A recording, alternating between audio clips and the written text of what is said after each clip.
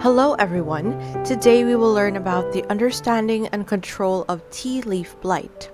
First of all, we will learn the basic current situation of tea leaf blight. Tea leaf blight is one of the most common tea leaf diseases, which is widely distributed. Some major tea-producing countries such as Japan, India, Sri Lanka, Vietnam, Tanzania, and Jamaica have reported it, and it also occurred in the tea-producing provinces in China. The occurrence is serious in the tea gardens where the trees are weak and after pruning, especially in the hilly areas where there is less vegetation. The tea plantations with poor soil are more seriously infected. It has a greater impact on the growth and development of tea trees. Next, we will introduce the symptoms of tea leaf blight, pathogen, infection cycle, contributing conditions, and the prevention and control methods to you one by one. Let's first take a look at the symptoms of tea leaf blight. The twigs on the new shoots withered after the disease occurred and developed down to the branches. On the fruit, the disease spots are yellow-brown and round, and then turn into gray. Black particles appear. Sometimes the disease parts crack. On the branches, the disease spots are gray-brown, slightly sunken with the gray-black, flat small grain spots. On the leaves, the disease spots on the tender leaves and buds are brown and round, and then gradually expanded, turns black-brown and withered. Tea leaf blight symptoms, also reflected in the old leaves and adult leaves.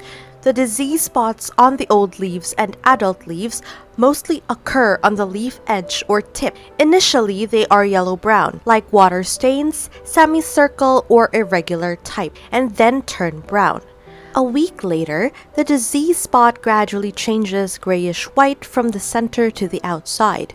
The edge is yellowish-green, forming dark and light brown-gray and white alternating. Irregular disease spots and become wavy, have cloud more round stripes. Later, disease spots produce grayish-black flat round spots along the wheel lines. Next, look at the pathogen of tea leaf blight from the following three aspects. 1. Tea leaf blight pathogen. It belongs to the Ascomycete subspheroids.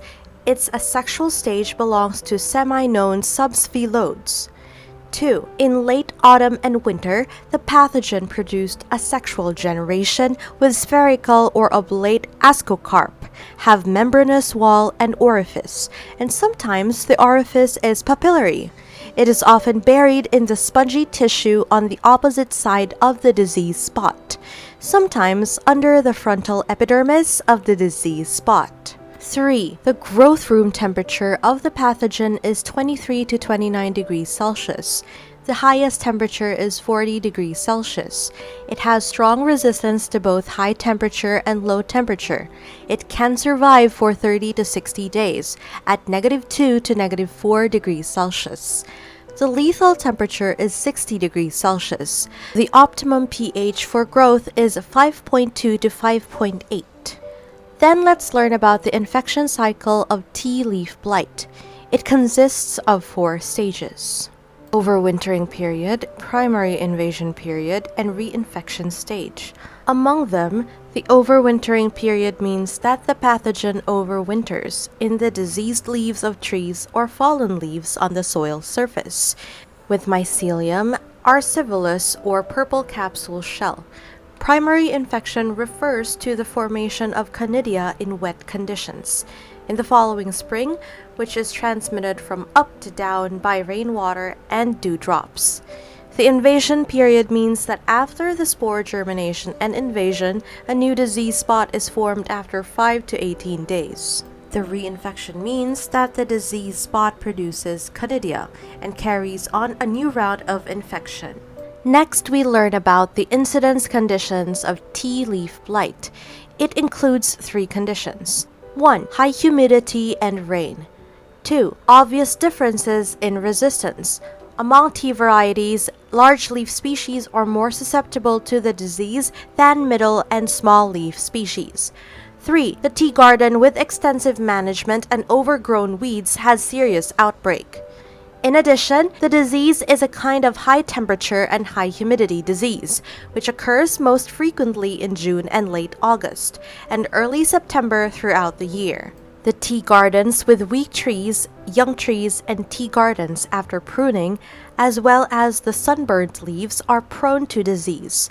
The large leaf type varieties are generally susceptible to the disease. Next, we will learn the prevention and control methods of the tea leaf blight. The prevention and control methods are 6. 1. Choose the suitable topography and soil when building the tea garden. 2. Remove the fallen leaves on the ground in time after autumn tea harvest and carry out winter plowing, burying diseased leaves in the soil to reduce the source of bacteria next year. 3. Select disease-resistant varieties according to local conditions.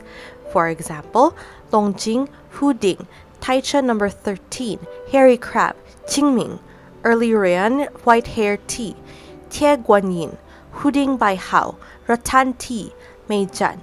The group species of Longjing is relatively resistant to diseases. 4. Use the compost made by enzyme bacteria, bioactive organic fertilizer, or special fertilizer for tea trees to improve the disease resistance of tea trees. 5. Strengthen the management of tea garden. Do a good job of anti-freezing, drought, and pest control. Remove weeds in the tea garden in time. 6. When the temperature rises suddenly in early summer, the morbidity rate of adult leaves and old leaves is 10% to 15%. Or when the leaf disease rate is 44%, or the disease index is 3.77, spray 75% chlorothalonil wettable powder 800 to 900 times, or 40% chlorothalonil suspension, etc. Those are the main contents of this lesson. Thank you for listening.